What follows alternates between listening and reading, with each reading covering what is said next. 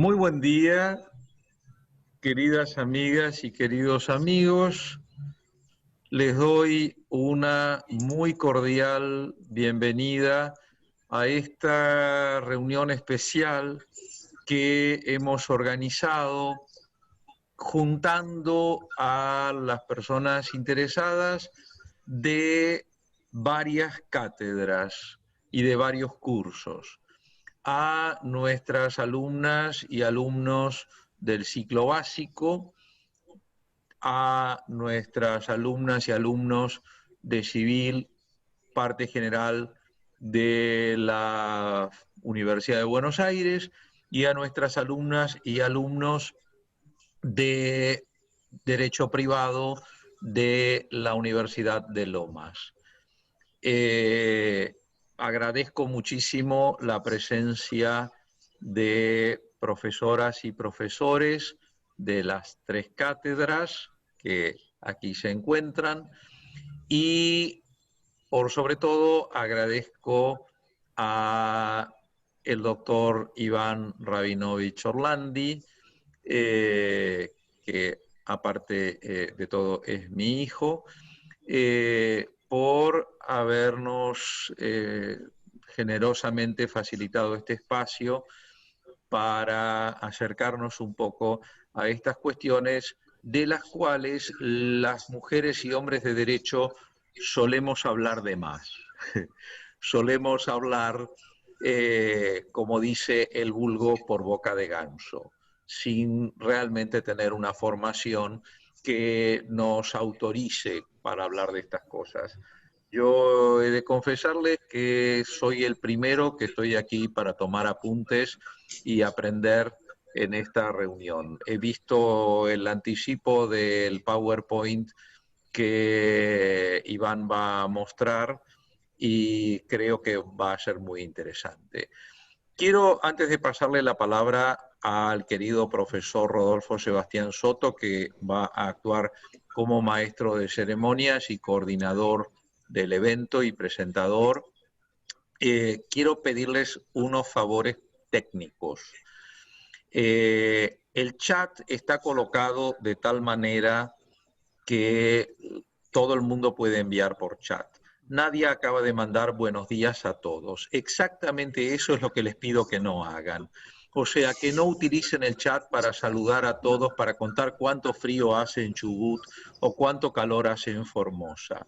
Para decir aquí estoy, aquí me ven, me he venido desde lejos, ojalá que llegue a viejos y entonces no me veréis. Pero por favor traten de no usar el chat para huevadas, especialmente cuando se está compartiendo pantalla, porque cuando se está compartiendo pantalla, lo que ustedes ponen aparece en la mitad de las pantallas de todas las asistentes y los asistentes, y entonces molesta la imagen que se está pasando. Yo sé que estamos todos muy aislados con todo este cuadro del coronavirus y que tenemos muchas ganas de comunicarnos con todos y de saludar y decir el frío que hace, el calor que hace, que ha salido el sol, que no llovió, que mis alelíes están muy lindos y los girasoles han crecido, pero por favor traten de evitar hacerlo en el chat general para todos. Muchísimas gracias. Yo me voy a ocupar de el acceso a la sala de espera, y entonces le paso la palabra al querido profesor Rodolfo Sebastián Soto, que tiene la particularidad de ser profesor de todas las materias y cátedras que... ay, Claudia, no, acabo de pedir que no se use el chat para que ahora me haces una consulta por chat. No, las consultas se hacen por email después. Muy bien, entonces, adelante. Querido Sebastián, te escuchamos con muchísimo cariño. Muy buenos días a todos. Quiero aprovechar esta oportunidad para decirles a ustedes que tengan en cuenta que el profesor que va a dar la conferencia no es un profesor de Derecho. Tenemos que aprovechar este momento. Nosotros los abogados y los estudiantes de Derecho muchas veces tenemos que recurrir a especialistas y a peritos para saber qué puede llegar a ocurrir en algún determinado caso. No sabemos si un balcón bien construido lo está o no lo está hasta que consultamos con el ingeniero. Bueno, en este caso, donde nosotros siempre hablamos de la persona antes del nacimiento, es bueno consultar con un especialista. Y de hecho, Iván es un especialista, Iván Rabinovich Orlandi es docente, no solamente es médico, sino que es docente de la materia específica que se dicta en la Facultad de Medicina de la Universidad de Buenos Aires. Él está en la cátedra de histología, embriología, biología celular y genética. Así que, en definitiva, para nosotros que no conocemos medicina, vamos a tener la posibilidad de contar con una eminencia. ¿Sí? Así que, bueno, les recomiendo que presten atención, que tomen apuntes, si obviamente surgen dudas al respecto, las hagan saber, y bueno, a la medida de las posibilidades y dentro del tiempo que tenemos establecido para hoy, vamos a tratar de saciar todas nuestras inquietudes. ¿Sí? Así que les pido que tomen conciencia de este momento histórico para los estudiantes de Derecho, ¿sí? Y que realmente lo aprovechen. ¿Sí? Iván, te damos la bienvenida, ¿sí? Y te escuchamos. Dale. Bueno, muchísimas gracias. Hola a todos y todas, ¿cómo están? Ir compartiendo la diapositiva y ahí lo saludo. Bueno, como les dijo Sebas, yo soy docente en embriología en la Facultad de Medicina, en la UBA, en la primera cátedra, y además soy médico, residente en anatomía patológica y particularmente interesado en lo que es la patología perinatal, por eso soy bastante fanático de todos estos temas. Bueno, la idea de la clase es, obviamente, que no sea ni muy profunda ni muy larga, sino que sea algo simple y que se entienda, apuntado a una generalidad del desarrollo embriológico, como si fuese un breve resumen de la embriología humana, y apuntado a los principales momentos o eventos del desarrollo que se suelen usar en bioética o en derecho para definir múltiples cosas, ya sea a veces como la definición de persona, inicio de persona y demás. Pero bueno, eso lo van a ir sacando las conclusiones ustedes. Entonces, empecemos. Creo que, antes que nada, hay que aclarar que, bueno, creo que lo más conocido capaz por todos y todas es que hace falta un ovocito y un espermatozoide. Acá una primera aclaración de nomenclatura, que nosotros en medicina nos ponemos locos con este tema, es que los seres humanos no llegan a producir un óvulo, propiamente dicho. La ovulación lo que produce en el ser humano es un ovocito 2, que es justo el estadio previo al óvulo.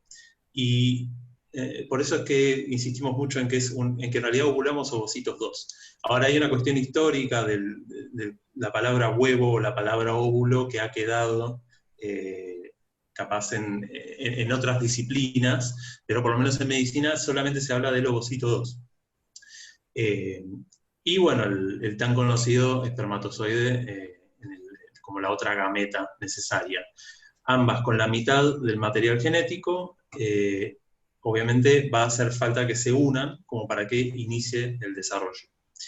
Entonces, teniendo en cuenta esto, lo que se va a tener que producir es la fecundación, es decir, que las dos gametas se van a tener que encontrar en el tracto genital femenino, en este caso, y van a tener que fusionarse. Ahora bien, este proceso, vale aclarar, también tiene un montón de mitos alrededor, como la idea de que es el primer espermatozoide el que fecunda, o cosas de ese estilo. La realidad es que el ser humano, y en la biología en general, es redundante, y son cientos y cientos de espermatozoides que hacen falta como para que se produzca la fecundación. En general, es más esta imagen la que deberían llevarse en sus mentes, más que la de un espermatozoide fecundando un ovocito. Entonces son oleadas, y es un proceso que puede llevar algunos días, incluso después del acto sexual, incluso después del coito. Esto, bueno, como conocido en toda la bibliografía, se va a producir en la mayor parte de las veces en la trompa de Falopio, en el tercio distal de la trompa de Falopio, y finalmente va a concluir en la unión de las dos células, de la gameta del espermatozoide y el ovocito 2. Ahora bien, creo que este es el punto clave, porque me podrían llegar a preguntar cuál es la definición exacta de fecundación, si es el momento de la fusión, si es después de la fusión o cuándo. Bueno, el problema es que la fecundación es un proceso. Entonces, no se puede decir el momento de la fecundación, no hay un momento de la fecundación, sino que hay varios días, o bueno, capaz no tantos días, pero hay un lapso de tiempo que implica la fecundación, que incluso depende de muchos, del autor que estemos leyendo. Algunos dicen que es desde la formación de las gametas, otros dicen que es desde el momento en que las membranas se entran en contacto, y otros dicen que es desde el momento de la fusión. Entonces, ni en medicina nos ponemos muy de acuerdo en dónde poner el principio del proceso. Y la otra pregunta podría ser, ¿y cuándo termina la fecundación? Bueno, ahí es donde sí estamos un poquito más de acuerdo, aunque igualmente hay un par de peleas en ese sentido, que lo vamos a ver ahora un poquito más adelante. Pero bueno, lo que les quería mostrar con estas diapositivas es que una vez que se fusionan el espermatozoide y el ovocito, fíjense en esta foto, no voy a profundizar mucho en cómo es esta foto, pero imagínense que es al microscopio. Lo que se ve es una mezcla entre espermatozoides y algunas células que quedaron alrededor, que ya todo eso se va a perder, pero lo que vemos acá es ya el citoplasma, es decir, el contenido del ovocito 2, al que se le agregó el contenido del espermatozoide. Una de las características que tiene el proceso de la fecundación, esta unión de las dos gametas, es la formación de los pronúcleos, algo que yo no sé si lo habrán escuchado, que es el material genético del espermatozoide y el material genético del ovocito 2, que están envueltos en una membrana. Estos dos materiales genéticos se van a acercar hacia la línea media y se van a ver de esta forma, marcando uno de los procesos que ahora vamos a ver en la siguiente diapositiva, que se han usado para, creo que en derecho y en demás, para definir, hay veces concepción, o hay veces fecundación y demás, y en medicina también es una gran discusión el tema de si seguir usándolos, si no usándolos, si marca el fin de la fecundación o no. Entonces ahora sí. Vamos a ponernos en contexto. Todo esto está pasando en este sector de acá, de la trompa de Falopio. Piensen que esto es la trompa, desde acá recibe al ovocito, acá estaría el ovario, y este es el útero por este lado. Todos los demás estadios todavía no los miren, los vamos a ver en un ratito. Entonces, si nosotros vemos, lo que pasa es que luego de la fusión de membranas, que no necesariamente es la fecundación, pero como que queremos asociar eso a fecundación, luego de la fusión de membranas del espermatozoide con el ovocito, el material genético de ambos se va a envolver y va a formar pronúcleos, que son estas dos pelotitas que se ven acá, dentro de lo que es ya no un ovocito, sino una célula huevo, porque desde el momento, por eso es que no llegamos a tener óvulo, desde el momento que el ovocito 2 fusiona su membrana con el espermatozoide, el complejo se llama célula huevo. Entonces ya no existió, no llega a haber un óvulo en ese lapso. Ahora bien, algo que va a pasar a continuación es que van a desaparecer esas envolturas y el material genético se va a integrar. Es decir, no lo podemos ver más acá. Y finalmente se va a producir la primera división celular. Acá es donde yo les digo que empiezan a ver las disquisiciones dentro de nuestra área, que es, algunos dicen que acá, es en este punto, en la primera división, donde termina la fecundación. Ahora bien, hay otros términos que también se han usado para marcar el final de la fecundación, que son la singamia y la anfimixis, que probablemente capaz les suenan conocidos.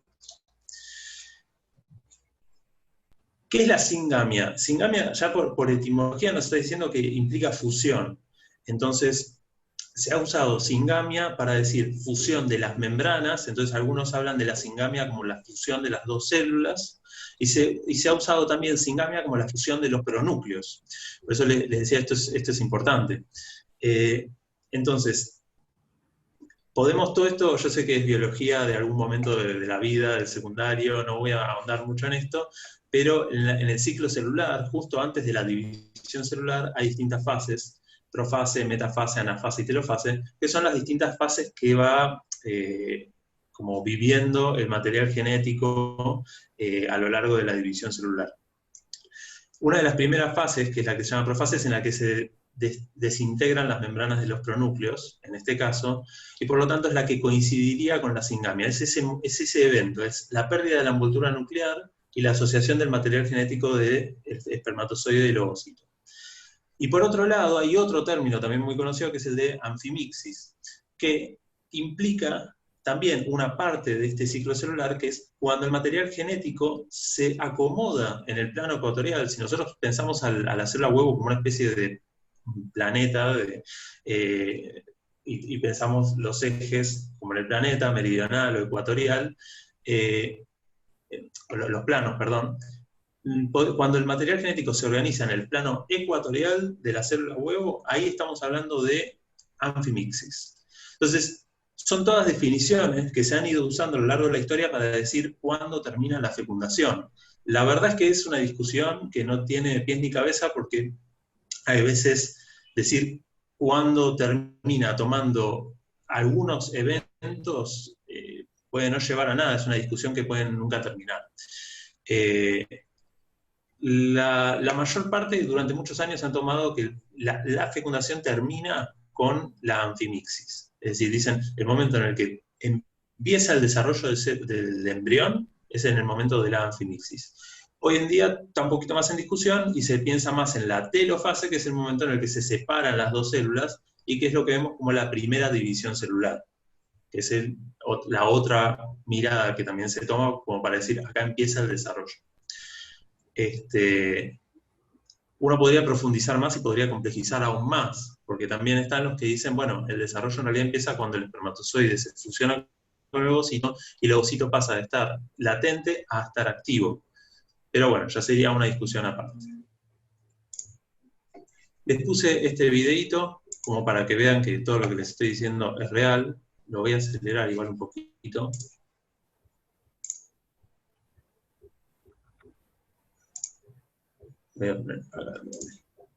Donde se ve particularmente lo que les venía charlando, que es los dos pronúcleos que se acercan, se puso un poco lento, y desaparecen, y después aparece la primera división. Es decir, todo esto que yo les comento en en como 10 minutos, en realidad pasa muy rápido.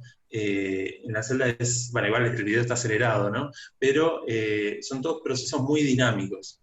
Por eso es muy difícil a veces decir cuándo empieza y cuándo termina una cosa. Y bueno, después van a venir las múltiples divisiones celulares, que en última instancia van a llevar a los subsiguientes estadios. Voy a cortar ahí. Bien. Entonces, acá es donde viene la parte más, acá es cuando empieza a complejizarse y se divide mucho. Bueno, obviamente tiene que alcanzar una cantidad de células bastante grande.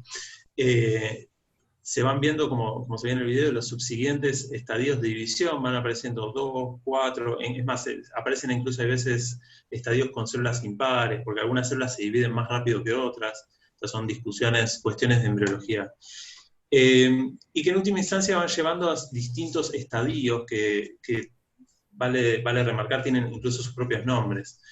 Por ejemplo, el estadio ya de casi 12, 16 células, por el aspecto que tiene en parentesco con se puso lento, me parece, con un racimo de uvas, se lo ha llamado el estadio mórula, o más adelante, el último, antes de que se implante el embrión, que es este de acá, que es el conocido como blastocisto, justamente porque es como una especie de quiste gigante lleno de líquido.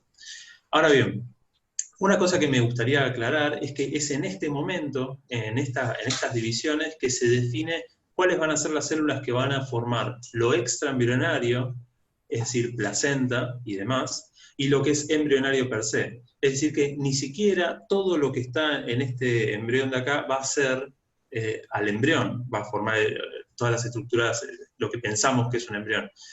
todo esto que está acá alrededor va a formar las células del tejido extraembrionario, de la placenta, mientras que lo que va a ser el embrión propiamente dicho es esta pelotita de acá de células.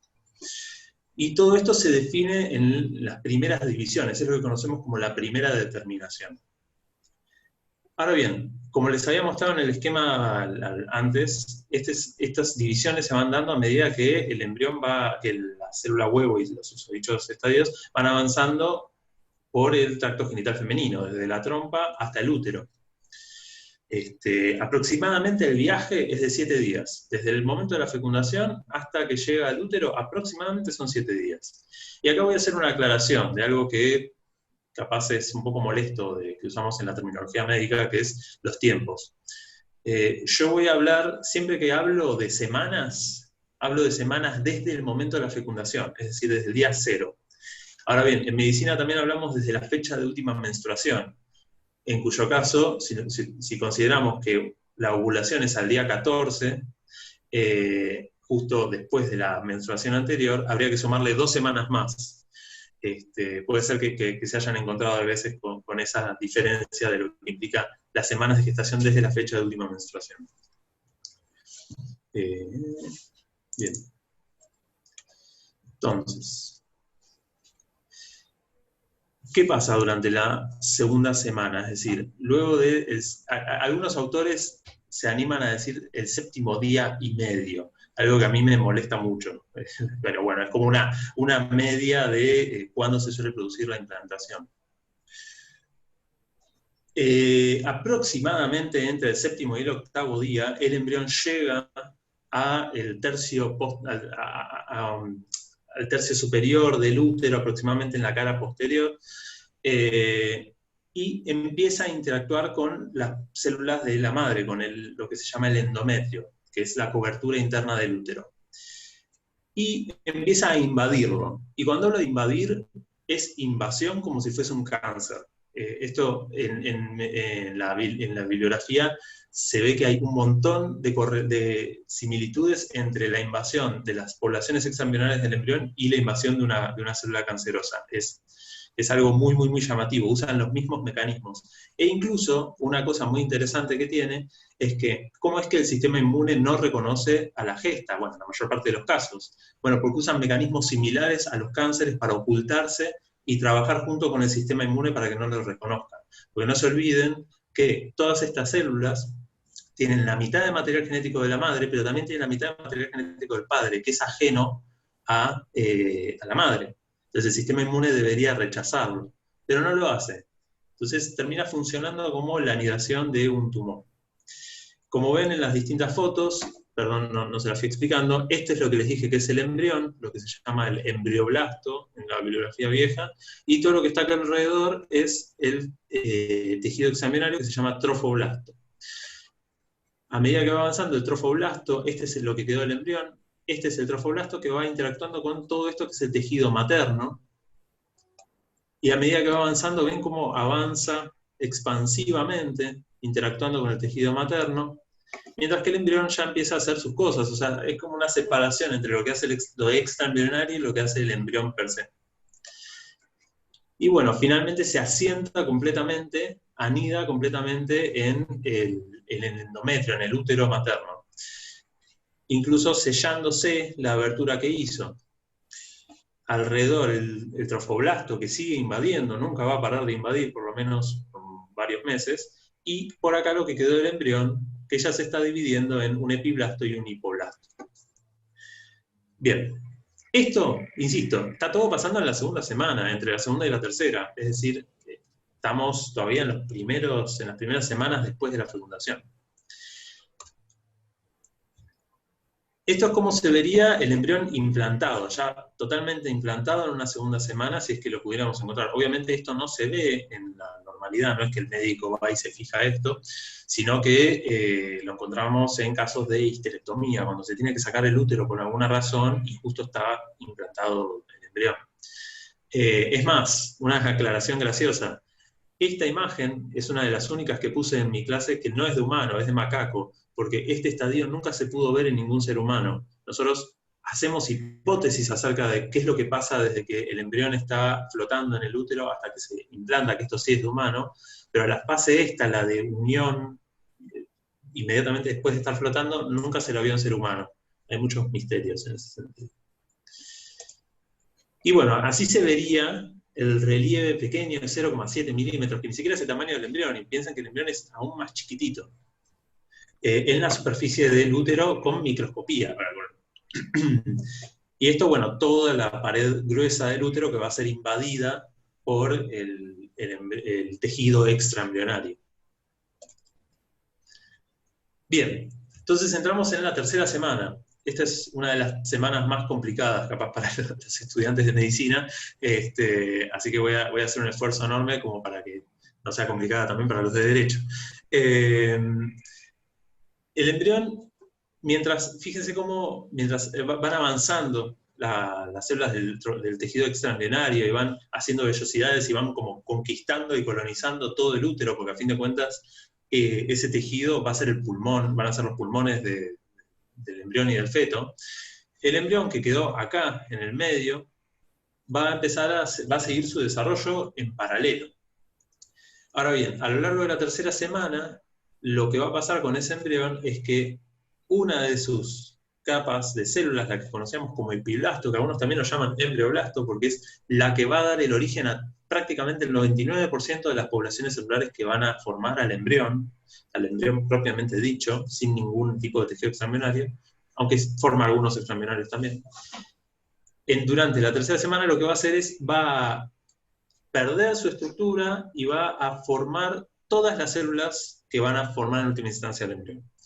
Esto por eso les decía, es un proceso complejo, pero implica la formación de las 3 capas germinativas propias del embrión, que se llaman ectodermo, mesodermo y endodermo, que van a ser las que van a formar todos los tejidos del humano, todos sin ninguna excepción. Al punto de que esto es evolutivamente conservado, lo hacemos todos los mamíferos por lo menos, y en prácticamente muchas otras especies, hasta incluyendo la mosca, capaz no hacen exactamente lo mismo, pero hacen cosas muy similares. Es decir, prácticamente todos los organismos en el planeta, o casi todos, pasan por una etapa similar de gastrulación para formar las poblaciones celulares que van a formar el adulto. Por eso es tan importante. Hay un autor que se llama Wolpert que dice que no importa nada más en la vida más que la gastrulación, pero bueno, es una excepción. Y esto es cómo se vería esto desde arriba. ¿Ven? El embrión es medio raro, es difícil de distinguir. Pero este sector de acá es lo que sería lo más como la cola del embrión, aunque es más complejo que eso, y por acá esta línea es por donde se están metiendo las células desde el epiblasto y están rellenando todo el espacio subyacente para formar las primeras poblaciones celulares del humano. Bien, otra cosa que pasa durante la gastrulación es que se define la población que va a ser el sistema nervioso central. Otra cosa que hemos heredado de la evolución es que se prioriza primero, antes que nada, la formación del sistema nervioso central y anterior. Es decir, el que va a formar principalmente los lóbulos encefálicos. Esto es algo que es súper importante, porque bueno, a fin de cuentas, es más, no solo eso, también los ojos es una de las cosas que se priorizan en el embrión humano y de varios mamíferos durante esta etapa. Ahora bien, lo que ven acá en esta imagen es como ya empieza a sobresalir esto que yo le digo el sombrero del embrión, es el tejido nervioso que ya se indujo. O sea, inducción en embriología implica que una población haga que otra población celular haga algo. En este caso, la población celular del ectodermo fue inducida para transformarse en neural, en algo que va a formar sistema nervioso. Y ya desde este momento, tercera semana del desarrollo, se empieza a ver cambios característicos de la formación del sistema nervioso central, que es esto que sobresale, que es lo que vamos a conocer como surco neural. ¿Por qué surco neural? Pues si lo viésemos en un corte, veríamos que hace como un surco, como que se invagina. Esto es porque el sistema nervioso central está empezando a cerrarse en sí mismo y formar lo que vamos a conocer como tubo neural. A fin de cuentas, si ustedes piensan, todo el sistema nervioso es como un gran tubo rodeado de, bueno, partes más complejas o menos complejas. Creo que la médula espinal es el más claro de imaginarse como un tubo, pero necesita cerrarse. Es decir, si el sistema nervioso central no se cierra, las consecuencias y malformaciones pueden ser muy graves o incluso incompatibles con la vida. Entonces, terminamos más o menos esa tercera semana donde se definen las principales poblaciones celulares del ser humano y el sistema nervioso. Fíjense cómo la jerarquía que tienen las cosas. Entramos en la cuarta semana y desde la cuarta a la octava lo que vamos a tener es un desarrollo principalmente de los órganos y demás. Una cosa muy característica es que desde la cuarta semana, que se llama periodo somítico, se empieza a desarrollar lo que conocemos como plan anatómico básico de los cordados. Es decir, empezamos a adquirir las características que nos hacen entrar en nuestro filo, lo que sería nuestra característica evolutiva.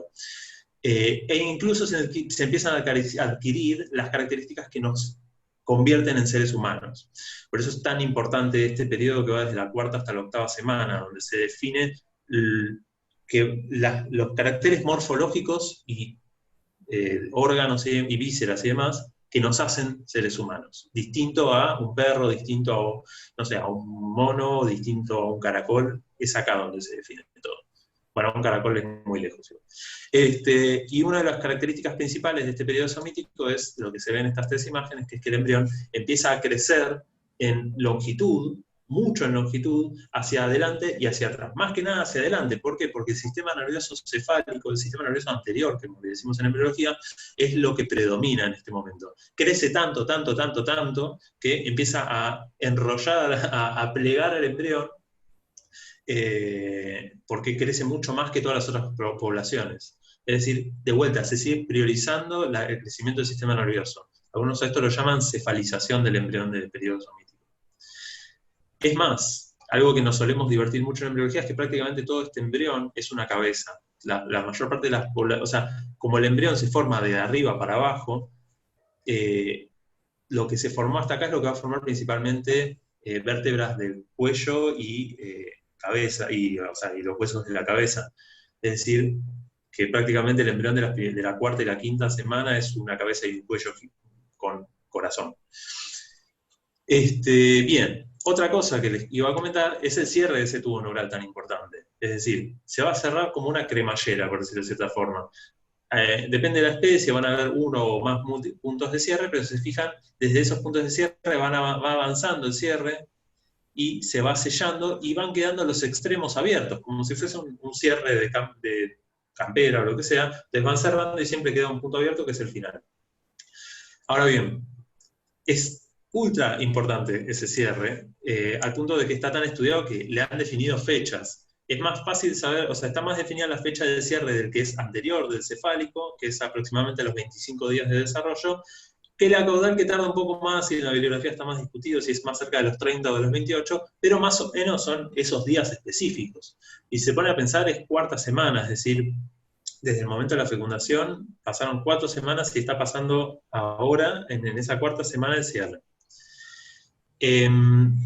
Esto es muy importante, y se los pongo porque es clave, porque una falla en el cierre del neuroporo anterior puede implicar la presencia de anencefalia, que es una enfermedad, una malformación tan grave y conocida que tiene hasta su propia ley sobre qué se hace en los casos de un feto anencefálico.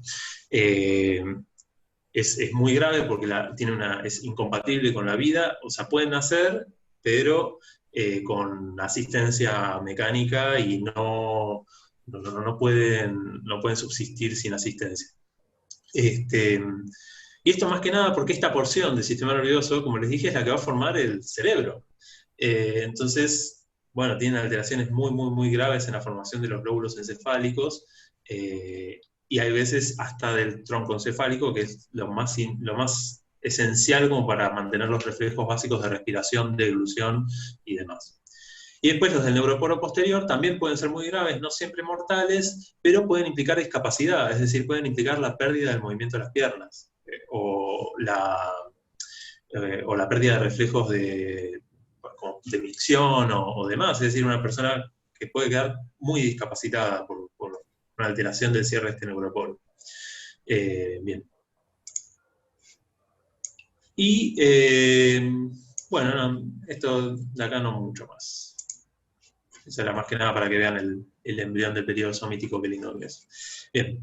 Ahora, algo interesante, ¿por qué les decía de que este embrión es una cara y un cuello que va avanzando? Esto que apareció acá, que puede, a simple vista puede parecer que es el miembro inferior, en realidad es el miembro superior. Fíjense cómo, o sea, calculen más o menos dónde están las cosas. El corazón está acá, acá está el miembro superior, y todo esto está formado a formar cabeza y cuello, más o menos. Recién acá está apareciendo el esbozo del miembro inferior. Y algo curioso es que durante el desarrollo del periodo somítico tenemos algo que se parece mucho a una cola, que genera mucha discusión en embriología, porque muchos dicen que no le podemos decir cola cuando en el ser humano no hay cola. Pero bueno, es una discusión para otro día.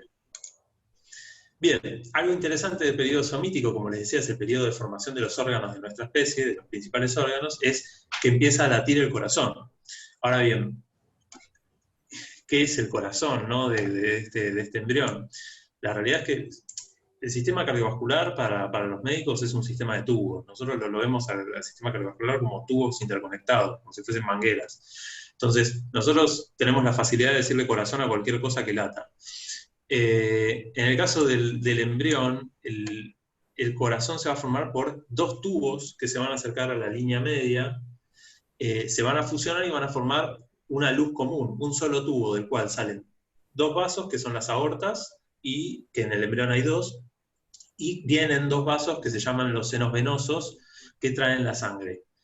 Ese corazón es muy primitivo, lo único que hace es latir y mover, o sea, late ni siquiera sincronizadamente, es latir y mover la sangre para que salga y vuelva. Es la circulación idéntica a la que tienen los peces. Es más, durante gran parte de nuestro desarrollo, la circulación que tenemos es muy similar a la de un pez. ¿Por qué? Porque no necesitamos pulmones durante intraútero.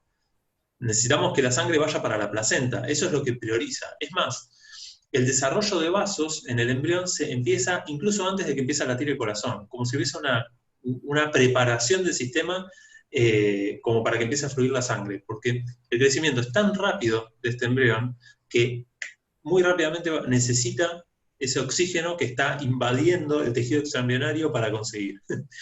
Pero bueno, es característico, esto lo deben conocer porque se usa un montón en bioética y demás, más o menos en el día 22, 23, empieza a latir el corazón. Es un latidito muy chiquitito. Después, bueno, obviamente este corazón va a avanzar, va a cambiar un montón, se va a tabicar y demás. Después, otra cosa que empieza a pasar, como les decía en este periodo que se llama periodo de organogénesis o periodo somítico, es que empieza a adquirirse características, como les decía, del ser humano, per se. Porque la verdad es que, aunque querramos ser amistosos con el embrión no parece un ser humano por mucho tiempo. Y bueno, justo una de las cosas que empieza a pasar durante este periodo es que la cara empieza a adquirir una forma más conocida.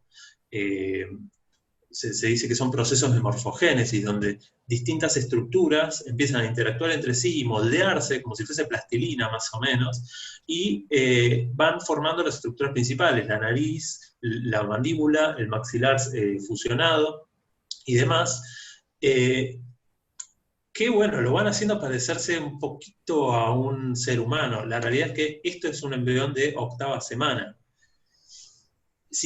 Acá entra algo muy divertido, que es la teoría de la recapitulación de Haeckel, que durante el periodo somítico, él había visto que muchas especies se parecían mucho. Es decir, durante este periodo del desarrollo. Él agarró y comparó pescados, otros mamíferos y demás, los dibujó y dijo son muy parecidos. Después, bueno, eso se mostró que los dibujos estaban un poquito tocados y que no eran tan así, pero sí hay algo que coincide, que hay algo en la que la pegó Haeckel en ese sentido, es que el periodo somítico es un periodo reloj de arena, es más, se lo llama así, periodo reloj de arena del desarrollo de las especies. ¿Por qué? Porque la mayor parte de las especies coincidimos en el que en periodo somítico pasan las mismas cosas, y es donde se define en cierta medida a los caracteres principales de la especie. Entonces, lo que va a pasar en el periodo somítico es que cuanto más joven está en el periodo somítico, más parecido va a ser a otras especies, nos vamos a parecer mucho más a un perro capaz. Pero a medida que va avanzando el periodo somítico nos vamos a ir separando y ya llegando a la octava, novena semana, vamos a empezar a parecernos más a lo que vamos a hacer. Entonces, ya esto es una cara de un embrión terminando el periodo somítico que, aunque sea raro, aunque sea medio como alienígena, realmente se parece un poco a un ser humano. Capaz me podrían decir, bueno, se parece a un primate o algo, pero por lo menos ya empieza a antropomorfizarse. Tranquilamente podríamos decir que esto no parece la cara de un perro o de un conejo. Si le damos un poquito más de tiempo, ya se va a parecer un montón a la cara del ser humano. Es más, ¿por qué les pongo esta ecografía? Pues la ecografía que se hace aproximadamente a las 18 o 20 semanas. Ojo, pasamos de fines de octava, principios de novena, a 20 semanas. ¿Pero por qué? Porque es la primera ecografía en la que se ven bien los rasgos del feto y donde se puede decir, bueno, tiene rasgos muy antropomórficos. Bien, otro tema que me pareció interesante es ¿cuándo puede sobrevivir un feto afuera del útero? Es algo que es sumamente complejo, más que nada porque la medicina es un avión y cada año se consigue mantener un día más, digo. Entonces, yo les voy a decir más o menos hasta dónde se logró hoy en día mantener o sea, hasta dónde se puede sacar, perdón, estoy diciéndolo mal, a partir de qué punto puede sobrevivir un feto fuera del útero en función de lo que es de la tecnología de hoy en día. Antes que nada, ¿cómo sobrevive el feto dentro del útero si no tiene pulmones y no respira? Bueno, principalmente por la formación de la placenta, por eso es tan importante la formación de los tejidos extraembrionarios. La placenta no va a ser funcional, o sea, sí va a ser funcional, pero no va a ser eficiente en su trabajo hasta aproximadamente las primeras 12 semanas. Es decir, el primer trimestre es una placenta en desarrollo que no es la mejor placenta del mundo como para mantener. Es decir, si se frena ahí, probablemente el desarrollo no pueda seguir. Es más, es tan importante el desarrollo de la placenta que es en el desarrollo de esa placenta de las primeras 12 semanas donde se define si una gesta va a sobrevivir o no. Y acá entra algo que a mí me encanta, que es el aborto espontáneo que se produce en las gestas que tienen alteraciones genéticas muy graves, donde es en la interacción entre los tejidos extraembrionarios y los tejidos de la madre donde se define si va a seguir avanzando o no. Como si el útero le dijera, pará, si tenés alguna alteración muy grave, no podés seguir acá, no conviene, entonces te aborto. Y eso es algo que se está estudiando cada vez más, pero que es súper interesante. Cómo los tejidos maternos pueden reconocer las alteraciones graves de los tejidos embrionarios y extraembrionarios. Ahora bien, pasadas las 12 semanas, es decir, pasado el tercer mes, el primer trimestre, la placenta empieza a desarrollarse, pero excesivamente, empieza a crecer un montón, y la eficiencia va aumentando, pero exponencialmente. ¿Por qué eso? Porque justamente después del periodo somítico, después de la octava semana, el embrión crece muchísimo. O sea, una vez que define sus órganos, que define como el plan básico del ser humano, empieza a crecer, y crece mucho más rápido de lo que venía creciendo antes. Entonces, para que algo que está creciendo se mantenga, va a necesitar una oxigenación y una nutrición que se corresponda. Entonces la placenta también va a tener que crecer para adaptarse a esa necesidad.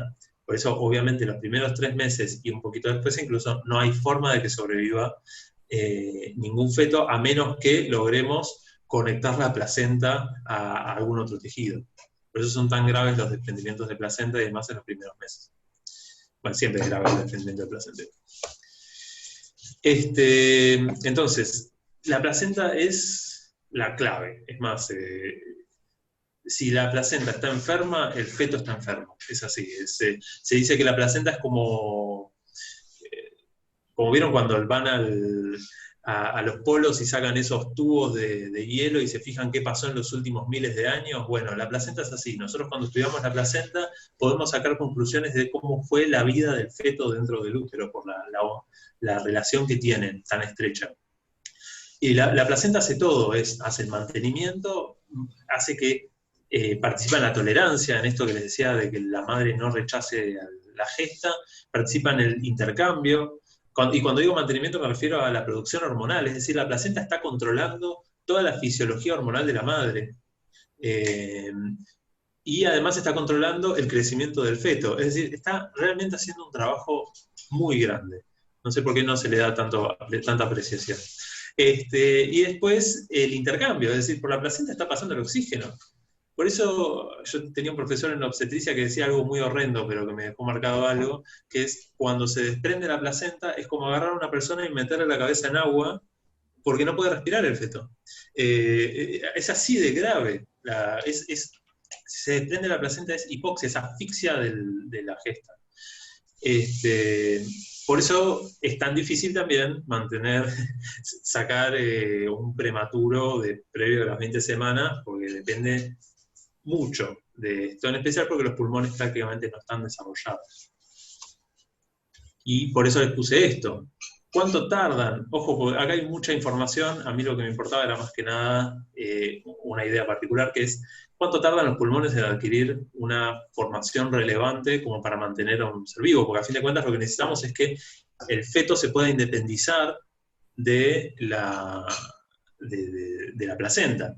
Acá voy a hacer una aclaración porque me di cuenta que estoy usando mucho las palabras embrión y feto. Embrión es en medicina por lo menos consideramos periodo embrionario hasta la 8ª semana, y hablamos de feto desde la 8ª hasta el parto, como aclaración general.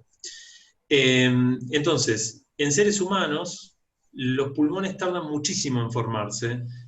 Será, no sé, un deje de nuestra identidad de pescados, pero realmente tardamos muchísimo en formar pulmones que funcionen. Es más, acá arriba, los que están en rojo son las semanas de humanos, porque las de abajo son periodos gestacionales de ratón, si no me equivoco, donde se ve que como los distintos estadios del pulmón, que no llega a formar los alvéolos hasta las 36 semanas más o menos, e incluso la formación de los pulmones sigue después del nacimiento. Es decir, que los pulmones tardan mucho en formarse y tener una función eficiente. E incluso las células que van a formar el pulmón maduro, algunas empiezan a formarse a partir de las 24 semanas. Y ahí es donde capaz les empieza a sonar eso, porque ahí es donde más o menos podemos empezar a mantener a prematuros. Es decir, lo que nos marca si podemos o no podemos mantener a un prematuro afuera del útero es si los pulmones se la bancan o no se la bancan. Y esto es tan marcado que uno de los tratamientos para... después les voy a decir una cosita más de esta. Uno de los tratamientos de la guía argentina para partos donde, por ejemplo, hay ruptura prematura de membranas, porque la bolsa no se debería romper. Si se rompe la bolsa antes de tiempo, una de las cosas que podemos hacer es hacer una maduración pulmonar fetal, que es, en cierta forma, obligar a los pulmones a que terminen de madurar lo suficiente como para ver si puede sobrevivir afuera del útero. Y esto lo vamos a hacer entre las 24 y las 34 semanas. Es decir, antes de las 24 semanas ya asumimos que no va a servir de mucho. Que probablemente, si llegan a ser antes de las 24 semanas, en Argentina por lo menos no vamos a tener ninguna forma de contención o de tecnología como para poder mantener esa gesta, y probablemente ese feto se muera ni bien nazca. Después de las 34 semanas no se da porque ya probablemente los pulmones estén maduros como para mantenerse.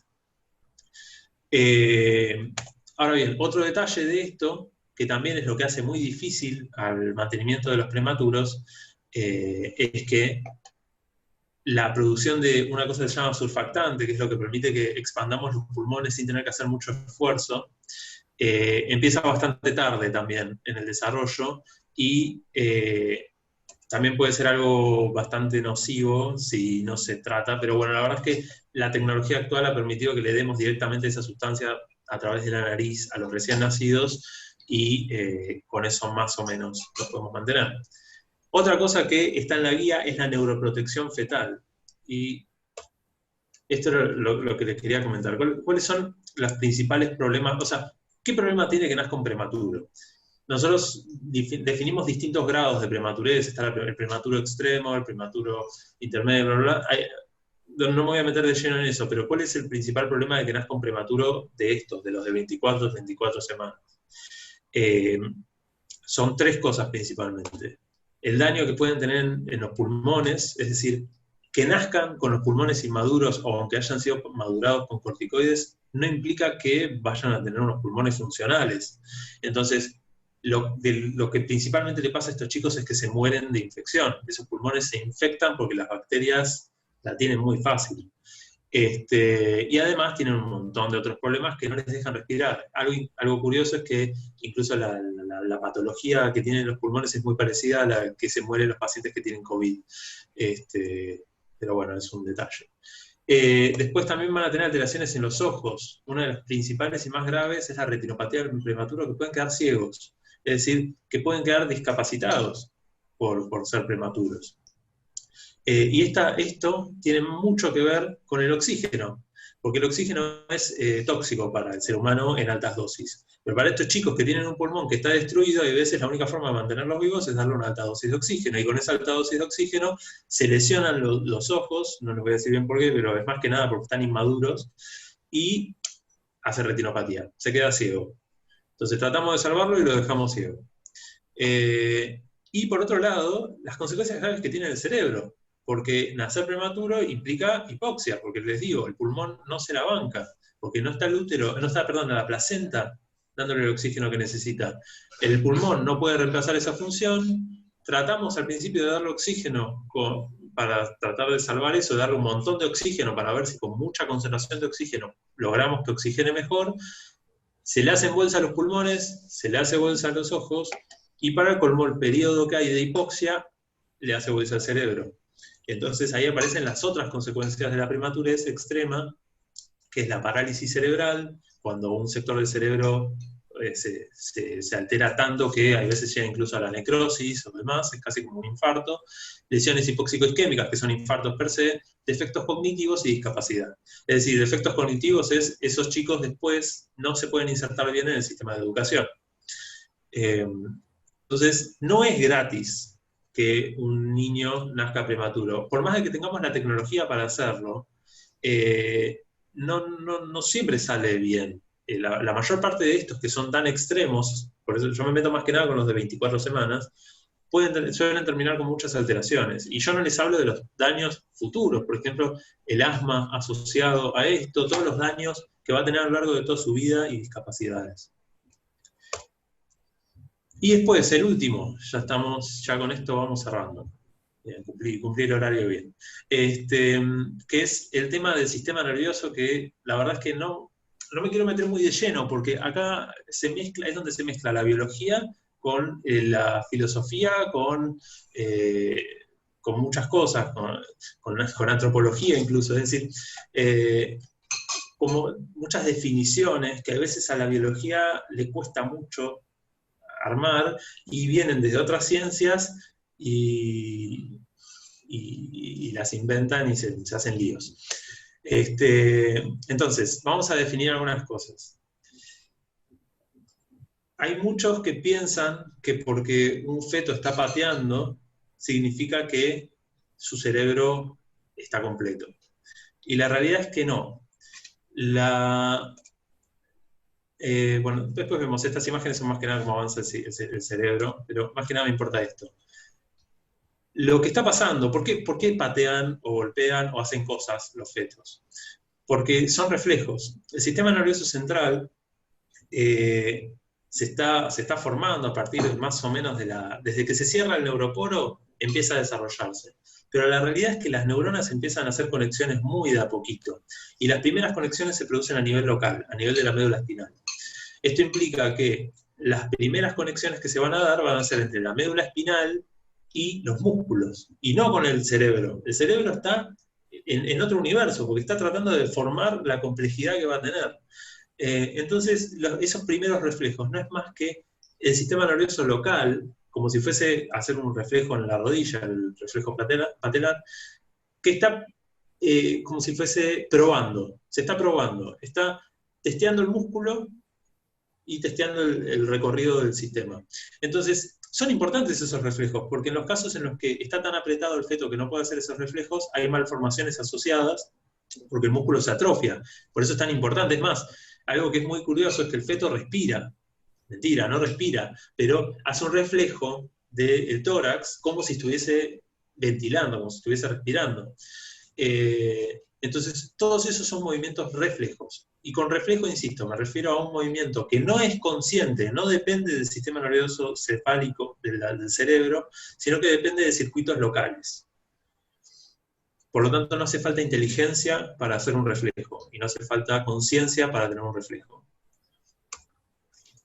Bueno, esto es más o menos cómo van progresando. Es un trabajo de 1991, pero es uno de los mejores que encontré, que es sobre cómo va aumentando progresivamente los reflejos, y acá lo que se ve es cómo LG y AES, los reflejos de los miembros, como van aumentando de a poquito desde la 8ª semana, que son las patadas y los golpes del feto. Ahora bien, dejando de lado eso, que se ha usado algunas veces como para decir, acá eso es una persona y tiene conciencia, vamos a tratar de definir qué pasa con, o sea, lo que no es reflejo, es decir, ¿podemos definir cuándo el feto tiene un sistema nervioso central lo suficientemente desarrollado como para tener percepción de lo que está haciendo, como para poder interpretar o tener conciencia? Bueno, la primera respuesta es muy triste, es muy difícil averiguar eso de un feto. O sea, ya es difícil hacerlo con un ser humano, con un ser humano adulto, con una persona que está en coma. Es muy difícil, hay veces, saber si tiene o no tiene conciencia. Son discusiones que han llevado muchos años. Ahora, imagínenselo en un feto que además está dentro del útero. Entonces, no esperen ninguna respuesta muy satisfactoria. Ahora, sí hubo mucha discusión, mucha discusión desde, acá yo no lo agregué, pero en 1980 y algo, creo que fue no sé si fue Reagan o quién en Estados Unidos, que inició el debate diciendo que para él uno de los problemas del aborto era que podía generar dolor, que nadie hablaba del dolor. Y desde ahí, bueno, esto empezó a escalar, porque es una gran pelea, porque no es solamente la pelea de si el feto siente dolor, la pelea es ¿qué es el dolor? O sea, ¿qué es el dolor? Porque algunos van a decir que el dolor es algo subjetivo, que es algunos sienten dolor y otros no ante el mismo estímulo. Y otros van a decir, no, el dolor es algo inherente, porque si yo le pego a un perro, que no lo hagan, el perro va a sentir dolor, y el perro supuestamente no tendría el mismo nivel de, aunque podamos discutirlo o no podamos discutirlo, no tendría el mismo nivel de conciencia que nosotros. Pero bueno, después ahí saltan los otros que dicen, no, pero es mentira, el perro, bueno. Entonces, es una discusión que se empieza a alejar de lo biológico y de lo objetivo, y empieza a meterse en lo subjetivo lentamente. Ahora bien, durante muchos años se consideró que las bases neurológicas mínimas como para que el organismo sienta dolor, se empezaban a formar alrededor de las 24 semanas. Se discute 26, algunos dicen 26, unos 24, otros 20. Pero más o menos es en esas fechas. La discusión se prendió de vuelta hace un año con este trabajo de dos autores, un autor pro aborto y un autor no pro aborto, que se unieron y hicieron este trabajo que es muy interesante si lo quieren leer, que dijeron, ok, estamos de acuerdo con que todo el sistema neurológico necesario como para que el feto tenga conciencia y percepción, es decir, porque la percepción implica la conciencia del dolor, es decir, sentir el dolor y además darle un significado. Que no estamos de acuerdo, hace falta 24 semanas por lo menos, 20-24. Pero ellos no están de acuerdo con el hecho de decir que no exista ningún dolor antes de eso. Y por eso prendieron de vuelta la discusión acerca de si es necesario realmente que haya siempre percepción del dolor como para que exista el dolor. Es una discusión que es muy complicada, la verdad es que por eso no quería profundizar más que nada, porque se empieza a ir a cuestiones filosóficas, de qué es el dolor y demás. Pero bueno, la realidad es que si dejamos todo el problema de si se puede decir que existe el dolor sin percepción del dolor, y nos metemos particularmente en lo que implica los sustratos neurológicos necesarios como para que exista la conciencia, como para que exista la percepción, la realidad es que se van a formar recién a partir de aproximadamente las 20 semanas del desarrollo. Esto lo que les marqué acá es cuando empieza a haber aproximadamente algo de actividad eléctrica en el sistema nervioso central durante la diferenciación del sistema, y esto se los marqué más que nada porque es la migración neuronal que habla ahí, es de la formación de las capas de la corteza. Es decir, la corteza como la conocemos, con las funciones que tiene y demás, recién se va a estar desarrollando entre la 8ª semana y las 20 semanas.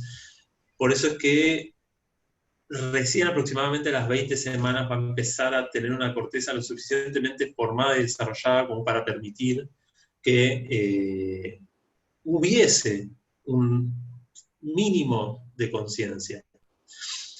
Y lo último que me pareció interesante remarcar también en este esquema es la mielinización, que es la formación de mielina en los nervios. La mielina es obligatoria en los humanos, como para que una señal vaya desde mi cerebro hasta la punta de un dedo de mi pie en menos de un segundo. Por eso son tan graves las enfermedades como la esclerosis lateral o la esclerosis múltiple, que justamente son enfermedades que afectan a la mielinización. Ahora bien, fíjense que empieza a mielinizar los nervios a partir de las 30 semanas más o menos. Es decir que realmente la velocidad de ese sistema nervioso central, por más que eso no tiene tanto que ver con la conciencia, pero la velocidad que tiene ese sistema nervioso central para funcionar y para organizarse es muy lenta entre las 20 y las 30 semanas. Recién empieza a adquirir la velocidad que esperaríamos de un bebé, que para como los bebés también son medio lentos, aproximadamente a partir de mediados de las 30 semanas, justo un poquito antes de nacer. Es más, se sigue desarrollando después del nacimiento. Creo que como conclusión que quería sacar de todo este tema es, probablemente no podamos definir conciencia en los fetos por mucho tiempo. O sea, podemos definirla en los prematuros que nacen y decir, tratar de sacar alguna que otra conclusión. Pero definir exactamente cuándo empieza a funcionar la conciencia, cuándo empieza a haber conciencia y autopercepción y demás, va a ser muy difícil, prácticamente. No quiero decir imposible porque todo se puede en las ciencias, pero va a ser muy difícil. Entonces, para lo que son temas del sistema nervioso central, de lo que más nos podemos agarrar es de los sustratos neurológicos mínimos que tiene una persona para que eso funcione, y por eso es que se definen las 20 semanas. Igualmente, insisto en recomendarles que si quieren lean este trabajo como para tener el punto de vista de por qué están planteando que que el dolor se puede sentir antes. Una discusión interesante. Cualquier cosa igual, acá si quieren sacar una foto a esta, que es toda la bibliografía, si quieren chequear, es todo lo que fui usando, son, o sea, lo que les recomiendo, algunos libros de embriología básicos, de los más importantes. El de arriba es uno de biología celular, igual, más que nada de estos tres, el Carlson, el Gilbert y el Flores, que es un profesor de mi cátedra, que es la verdad una persona que sabe muchísimo, y algunas páginas donde van a encontrar algunas imágenes, también la guía del Ministerio sobre los prematuros, por si les interesa revisar ese tema, algunos trabajitos, por acá está el que les decía acá, Reconsidering Fetal Pain, por si lo quieren revisar, y bueno, los artículos del New York Times y el de La Nación, por si los quieren revisar. Y bueno, mi mail por cualquier duda, y bueno, mi Instagram de Embryo por si quieren checar. Bueno, muchísimas gracias, Iván.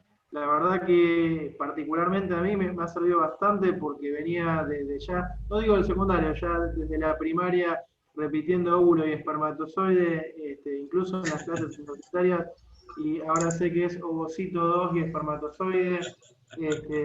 Son cuestiones para tener claras porque la verdad que a veces uno repite lo que lo que estudió. Yo me acuerdo que en la primaria estudiaba que Plutón es un planeta y ahora no es más un planeta, entonces es bueno tener esta actualización con esas cuestiones. Lo mismo con el tema del embrión y el feto, que de ahora en más para mí va a ser hasta la semana 8 y a partir de la semana 8, hasta antes lo tenía 3 meses, yo lo había aprendido, no me acuerdo si fue en sexto grado que me decían desde la concepción, perdón, desde la fecundación hasta los 3 meses, bueno, ahora ya sé que es 8 semanas y demás, y ya ahora por lo menos ya estoy actualizado.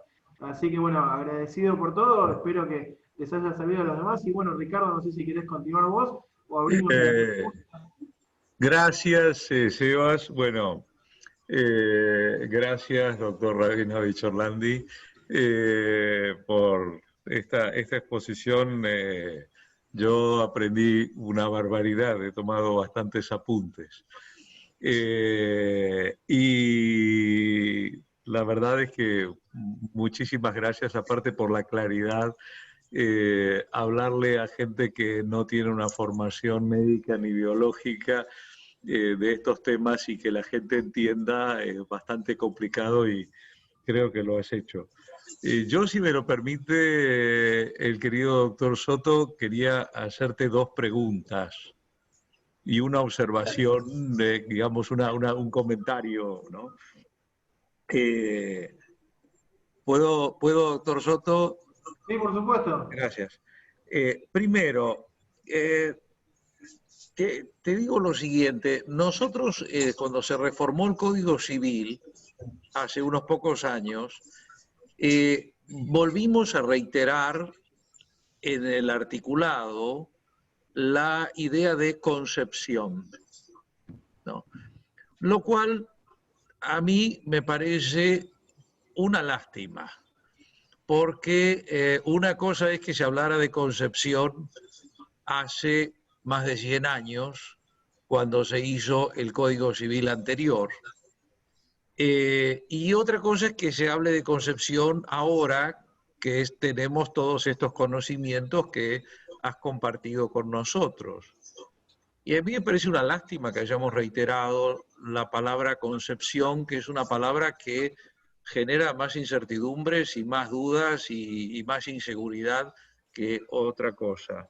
Yo te pregunto, pensando en una futura reforma de esto, ¿tendría sentido desde la biología considerar a la anfimixis como el momento inicial de la vida del ser humano en una futura reforma legislativa? Mira, es complicado porque implica... bueno, ahora voy a tratar de armar una idea. Primero que nada, yo, a propósito, adrede, evité usar la palabra concepción, más que nada porque ustedes saben que no es un término biológico.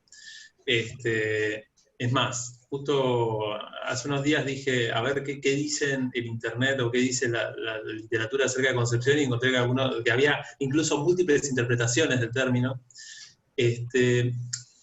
Yo lo que creo depende de la pregunta que vos querés resolver. O sea, si vos querés resolver cuándo se define, cuándo inicia la vida del ser humano, capaz incluso podrías considerar desde el momento mismo de la activación del ovocito, de la unión de los pronúcleos. O sea, ahí es donde empieza la discusión de cuándo definir la fecundación. Porque justamente está el problema de que la fecundación es un proceso. Entonces, el momento que vos elijas, lo estás eligiendo porque quisiste, porque te gustó más, pero la realidad es que lo estás eligiendo. Ese es el problema, porque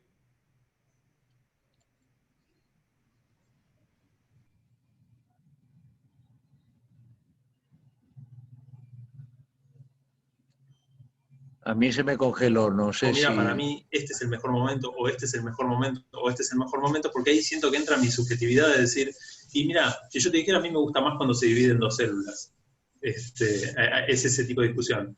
Ahora, si el punto de vista que estás tomando es cuándo puede mantenerse esa gesta, o sea, cuándo esa vida, esa potencial vida humana puede mantenerse y puede desarrollarse, está el punto de vista de tomar la implantación, cuando se pudo anidar propiamente, cuando pudo entrar completamente en el útero y empezar a armar los tejidos extraembrionarios. Porque ese es el punto que va a definir si se aborta espontáneamente o no se aborta espontáneamente. Por eso te digo, depende mucho de la pregunta que tengas de base, de la idea que tengas de base. Muchísimas gracias. Como todas las buenas respuestas, me quedo con más dudas que antes, pero eso es característico de la respuesta de una persona que se dedica a la ciencia. Segunda pregunta. En base a cosas que acabas de explicar, que me han dejado pensando muchísimo, ¿podría llegar a tener sentido considerar en las primeras semanas de la gestación que la placenta integra al ser humano? Es una buena pregunta. O sea, tiene un tema. En medicina hablamos de la placenta como órgano mixto, lo cual implicaría que la placenta es un órgano compartido entre la madre y el feto. Creo que no existen muchos casos. Creo que el único caso de órgano compartido entre dos seres humanos es un trasplante. Y es más, muchos comparan a la placenta como una especie de trasplante. Porque a fin de cuentas la madre lo quiere rechazar y bueno, lo que pasa es que la placenta resolvió lo que nosotros no pudimos resolver, ¿no? Que es como no ser rechazado. Pero bueno, más allá de eso, Perdón, ¿en siameses también? ¿qué cosa? El tema del órgano compartido. Sí, sí, obvio. Sí. O sea, vos decís la placenta.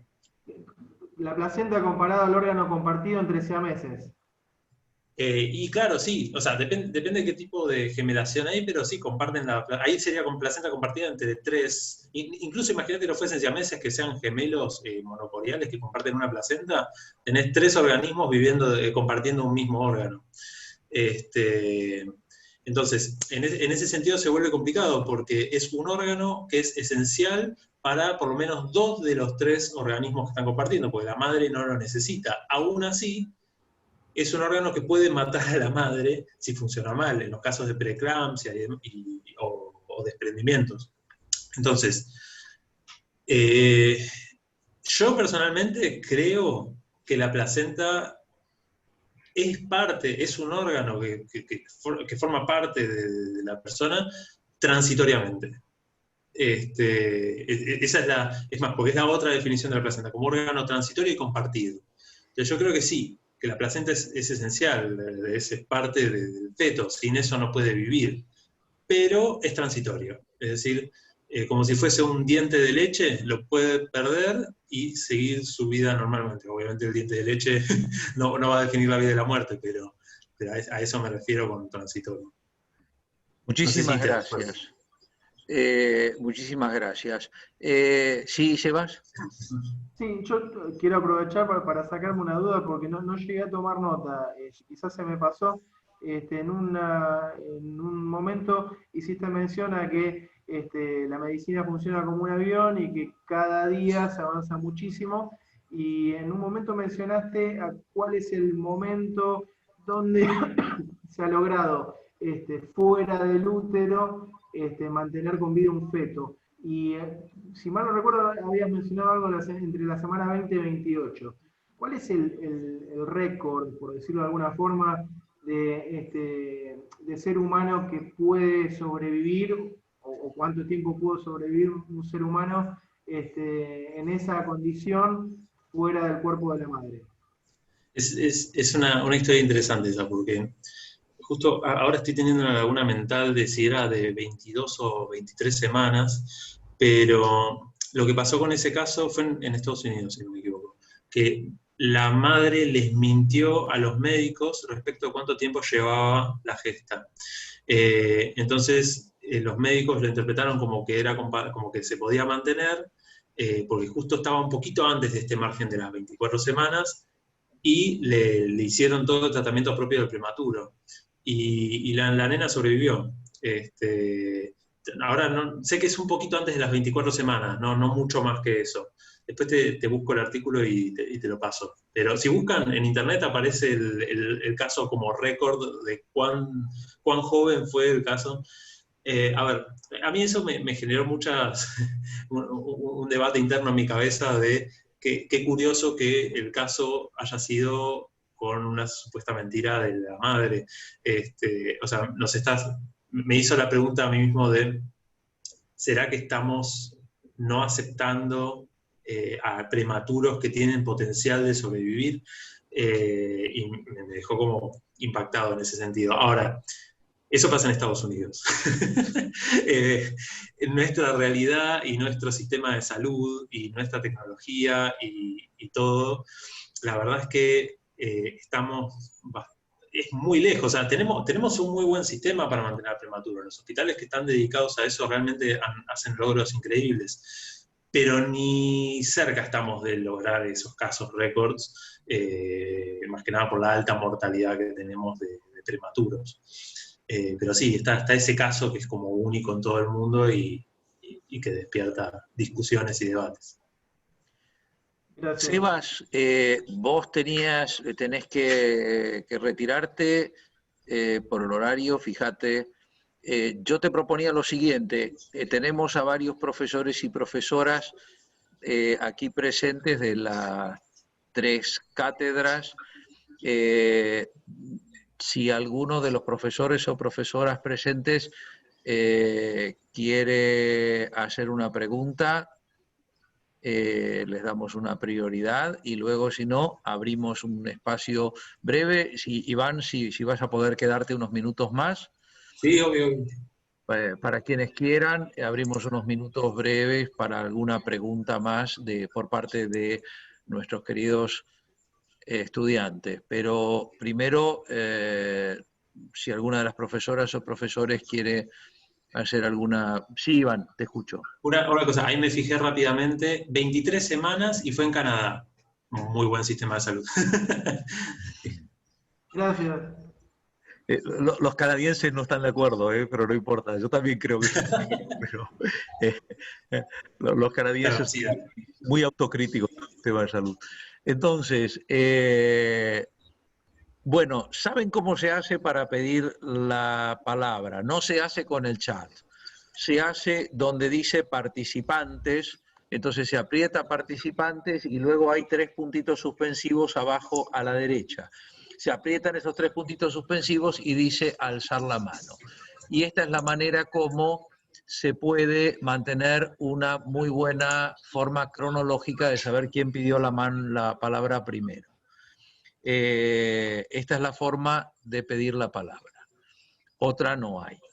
Queda abierto entonces el periodo de preguntas. Quienes quieran hacer alguna pregunta,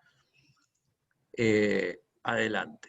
Piden la palabra, alzan la mano, pero no con los signitos de abajo, sino con lo que está ahí, como expliqué recién. Yo me quedaba pensando, mientras piensan si hay preguntas, yo me quedaba pensando en cuántas veces uno ha visto en campañas y demás esa reconstrucción del aborto desde el embrión, ¿no? Lo he visto muchas veces, lo he visto en tipo películas, lo he visto en escritos, el embrión que dice, ay, ahora me van a matar, ay, mi madre me ha traicionado, ay, cómo me duele, etcétera, etcétera. El más espectacular de estos ejemplos que he visto en mi vida se encuentra en la Catedral Castrense de Santiago de Chile, en la Plaza de los Leones, en Santiago de Chile. Hay ahí una placa de mármol enorme, enorme, que está puesta no dentro de la iglesia, sino en la pared de afuera de la iglesia. O sea que pasan por ahí miles y miles de personas todos los días y la ven.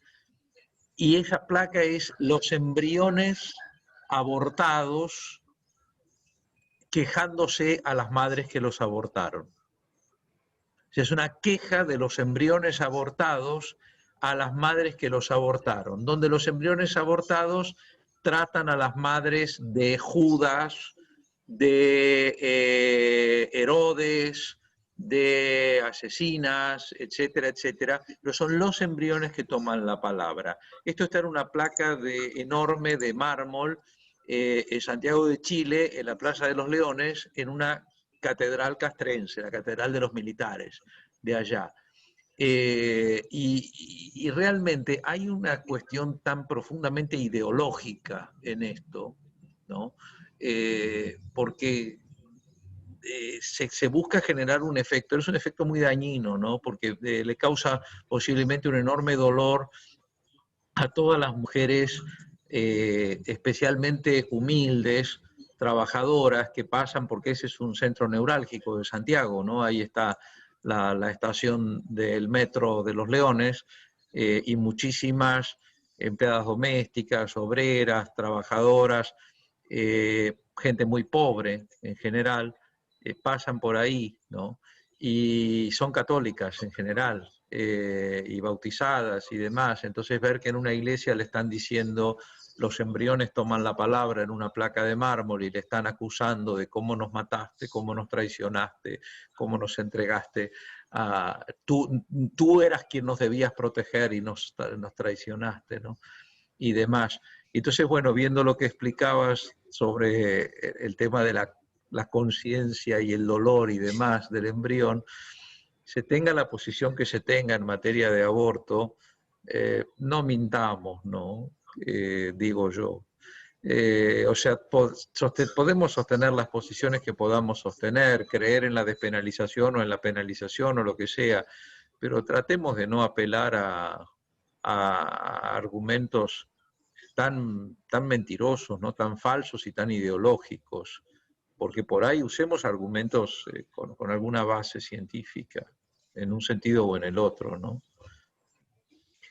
Bueno, creo que ha sido tan concluyente y tan terminante que nos has aclarado todo. Y también pienso que el tipo de planteo que has hecho en tan poco tiempo y tan profundo nos va a generar una necesidad de tiempo para elaborarlo, ¿no? Porque creo que ahora vamos a igualmente colocar esta grabación, porque hemos grabado todo este encuentro, y vamos a colocar, si es que Iván nos autoriza, luego de pronto no nos autoriza, no lo sabemos, pero si Iván nos autoriza, vamos a colocarla en internet, en YouTube, en el canal de YouTube, y podrán volverlo a ver, y también otras personas que no integren nuestros cursos. Sebastián, ya que veo que te has quedado, ahí te activa tu audio, y yo simplemente agradezco a todas las personas que nos han acompañado. Agradezco a las profesoras y profesores de las 3 cátedras que han estado presentes. Aquí veo a algunas y algunos, pero hay más, y hay quien se ha tenido que retirar. Y fundamentalmente agradezco al doctor Rabinovich Orlandi por habernos brindado este espacio. Lamento decirte que es muy posible que te volvamos a convocar en los años siguientes, porque creo que esto no se lo tienen que perder los alumnos de otras veces, y la doctora Elizabeth Silva, que ahí está presente, manifiesta su conformidad, y también, por lo que veo, el doctor Sebastián Soto y el doctor Sandro Olaza Pallero también están diciendo que están muy de acuerdo. Ahí lo dice el doctor Sandro Olaza Pallero. Tengo una pregunta, no te dejan ir. Tengo una pregunta de Iris Casavieja. Vamos a atender entonces esta pregunta. Iris, ahí te estamos dando para que reactives tu micrófono. Hola, buen día. Hola. Quería hacer una pregunta que tal vez no se habló sobre la percepción que tiene el feto de lo exterior. puede saber eso? ¿En qué momento empieza a tener como una conciencia o una percepción más que conciencia sobre el exterior? O sea, es una muy buena pregunta, pero que entra dentro del margen de lo que comentaba al final, que es los sistemas capaces de percibir y de interpretar la información que... O sea, ¿qué es el exterior para el feto? Es sonido, movimiento y no mucho más. Y más que nada el sonido, que puede ser del latido de los órganos de la madre, o de la música o las voces o lo que haya afuera, y de movimiento de cuando viene un tacto, una palpación o algo en la panza y demás. Ahora bien, los sistemas para poder interpretar esa información, es decir, darle un valor a la información auditiva y a la información táctil, recién van a empezar a estar armados y estructurados a partir de las 20, 24 semanas. Ahora bien, ¿cuándo el feto puede darle un valor a esa información? Es la misma pregunta que nos podemos hacer respecto a un bebé. Es, ¿cómo está ese bebé que acaba de recién nacido interpretando la información de las voces de los padres? Y es la misma, es muy difícil de responder. Es como definirla, porque vos me decís no la conciencia, pero la verdad es que todo esto es parte de la conciencia, es el poder interpretar lo que pasa alrededor nuestro, toda la información del exterior, y darle un valor y demás. En toda persona que no tenga una forma de expresarse y de decir lo que le está pasando, es muy difícil saber si lo está haciendo. Entonces, muchas veces nosotros lo que hacemos es decir, mira, si tiene todo el sistema neurológico armado, probablemente lo puede hacer.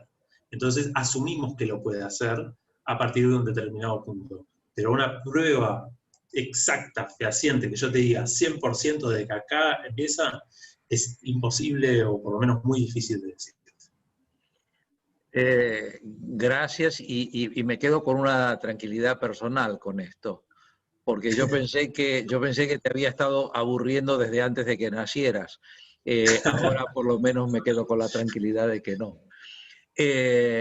Gracias, muy buena pregunta. La verdad que creo, aparte es una pregunta que creo que a todos en lo personal nos pega, porque a todos siempre nos gusta eso de ponerle música, cuando la señora está embarazada, ponerle música, decirle cosas y demás.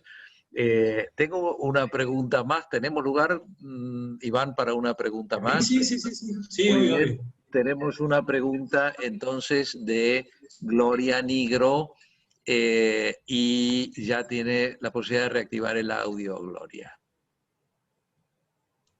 Buenos días, doctor Iván Hola. Rabinovich. Quedé fascinada porque nunca imaginé que dentro de mi cuerpo pudiera pasar tanto. Y me puse a pensar, cuando nacieron mis hijas, todo lo que produce mi cuerpo y lo que salió de dentro mío y cómo se fue transformando. Mi duda es la siguiente. Usted dijo que el bebé prematuro podía tener podría llegar a tener 3 daños. Si el bebé prematuro llegara a desarrollarse bien después del tratamiento que se haga, ¿el bebé tarde o temprano puede llegar a tener secuelas o puede crecer como un bebé común, como un bebé que llega a término?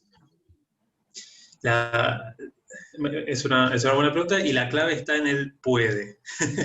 En medicina todo puede pasar, es así. En la vida, la verdad es que nada está certificado, entonces vos podés tener un prematuro que salga perfecto, que no tenga retinopatía, que los pulmones se manejen bien y todo bien, pero que igualmente a largo plazo haya consecuencias. Es más, muchos prematuros son prematuros algunos por causas que no se conocen y otros por ruptura prematura de membranas, ¿viste? Cuando se rompe la bolsa antes de tiempo.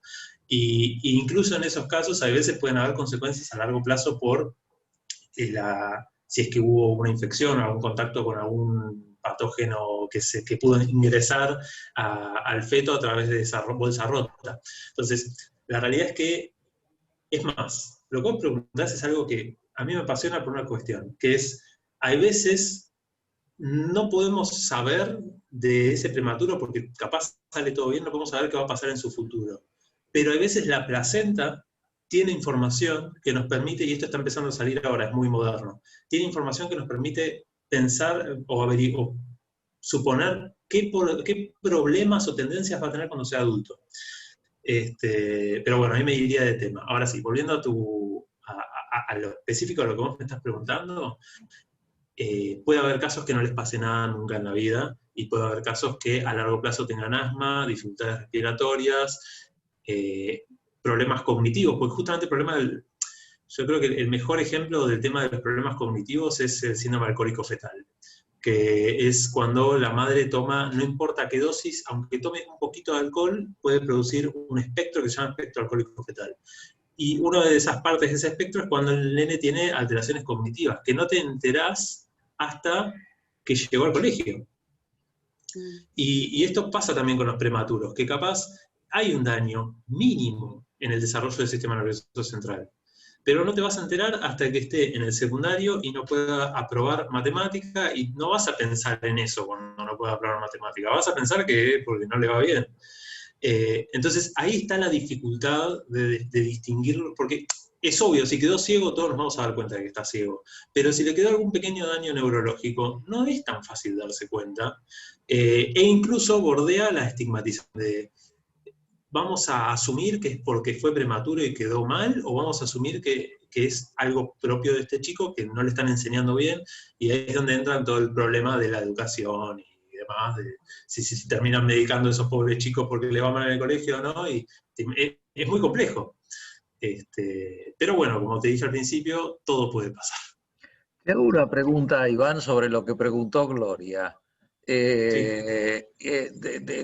sé que esto es para muchísimo, pero como ya lo he hablado en alguna oportunidad contigo, y en base a lo que preguntó Gloria, 2 palabras sobre el tema fascinante de, entre comillas, ya sé, lo voy a decir de una manera popular, no de la manera como hablan ustedes, los especialistas, los fetos que curan a las madres.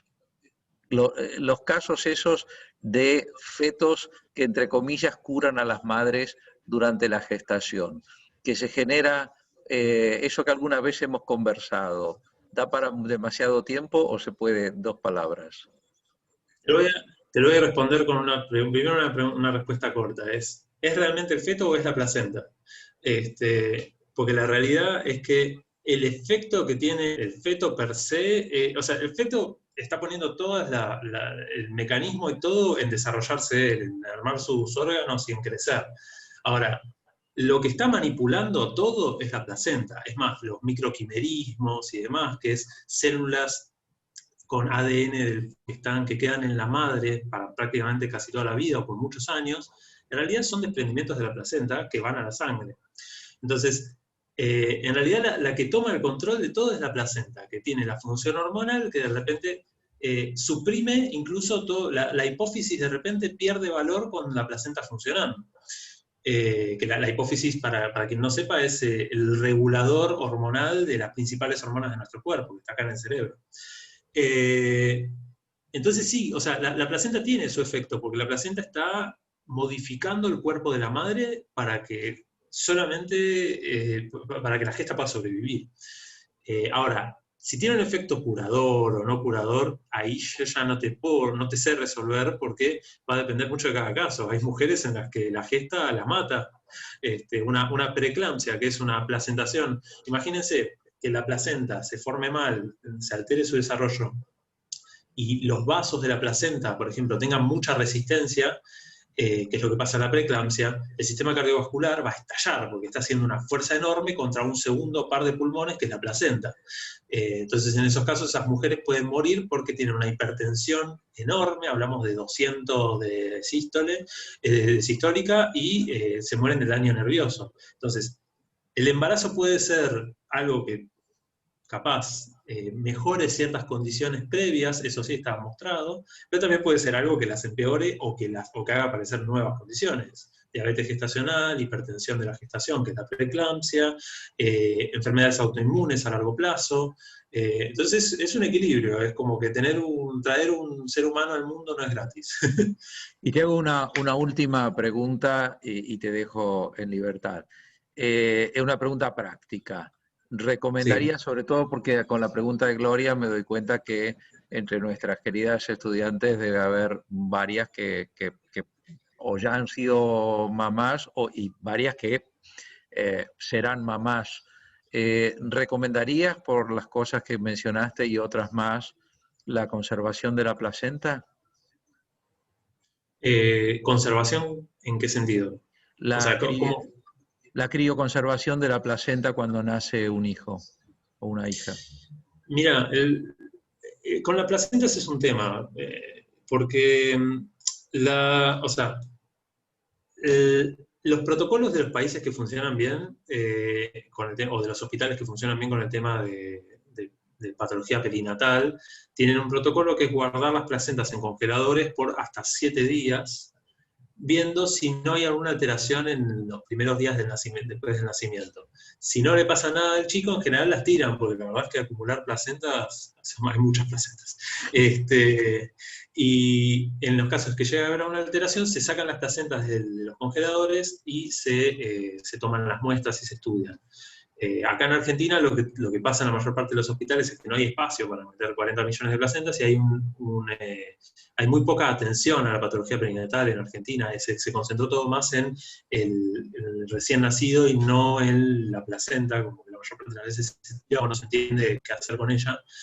Y como mucho lo que se hace es se la pone en formol y se la manda a anatomía patológica y la recibo yo y se la estudia. Pero ahí no hay ningún tipo de conservación, se la estudia en el momento y en función del criterio que tengan los neonatólogos a la hora del nacimiento. Ahora, ¿cuál es mi opinión respecto a eso? Creo que los recursos y los medios no son suficientes como para guardar todas las placentas. Creo que hay que guardar por un tiempo prudencial y estar atentos a ver si nos puede llegar a dar alguna información. De la verdad es que es una Muchísimas cuestión gracias. económica. No, sí, A ver, quiero avisar una cosa, porque tengo una pregunta pedida por una persona que no se ha identificado. Y por razones de seguridad no podemos dar la palabra a alguien que no coloque su nombre y apellido. Por lo tanto, que aproveche para cambiar su identificación y poner su nombre correcto. Mientras tanto, le damos la palabra a Juli Alonso. Juli Alonso puede activar micrófono. Adelante. Hola, buenos días. Gracias por la charla, es muy interesante y tenía una duda acerca de la placenta. Yo conozco a una persona que cuando nació su bebé, su hija, puede que haya comido una parte de la placenta o no sé cómo es bien el caso. Y tengo esa duda. Pero Me se la parece comieron, la cocinaron y se la comieron. No sé cómo hizo, pero se comió una parte de la placenta, no sé cómo es la mamá.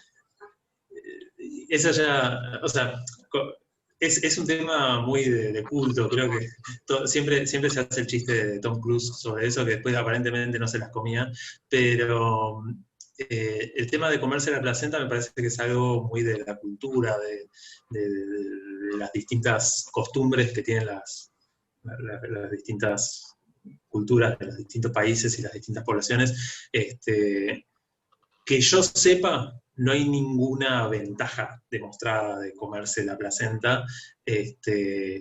O sea, la realidad es que la placenta de término tiene, o sea, si pensamos que tiene adentro, tiene proteínas, tiene hormonas, tiene demás, pero la verdad es que cuando la cocinan ya está, la arruinaron toda, la mayor parte. Entonces, y probablemente sea muy fibrosa y muy carnosa y muy difícil de masticar.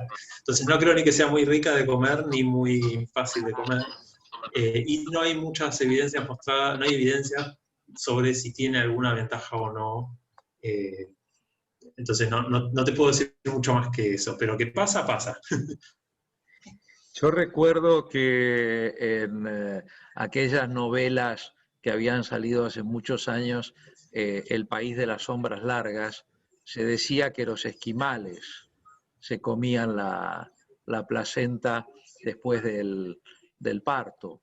Luego cuando les pregunté estas cosas a los esquimales en Canadá, me dijeron que eran unas grandes huevadas, que ellos no se comían ninguna placentas, que más bien se iban y se comían un guiso, pero no una placenta.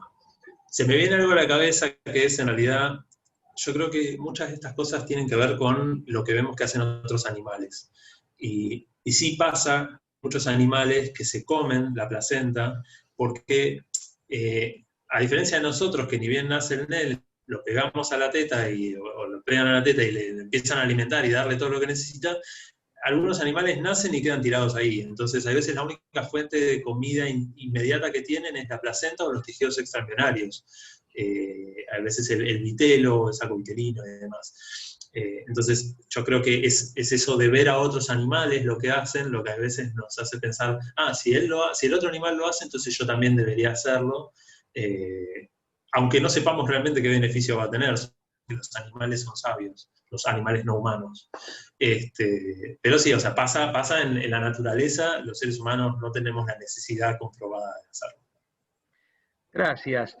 Yo tengo que agradecerle aparte a Julia Alonso porque yo estaba empezando a sentir hambre por la hora y la pregunta de Julia Alonso me mató toda el hambre que tenía.